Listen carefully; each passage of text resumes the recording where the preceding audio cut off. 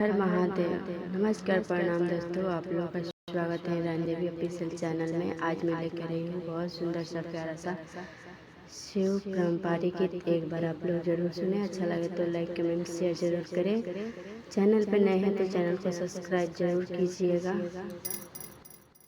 शिवयड़ भांगिया के मतियल हलो मारी, गौर कवन जादू जानेलु। शिवयड़ भांगिया के मतियल हलो मारी, गौर कवन जादू जानेलु।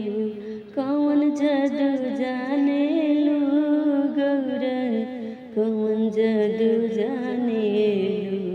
कवन जादू जानेलु, गौर कवन जादू जानेलु।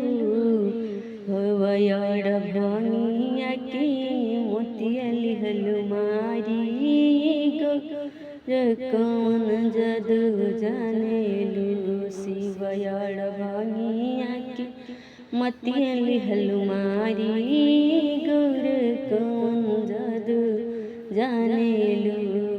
जहिया से डेग पड़ल बा मड़ैया, गौर कवन जादू जानेलु।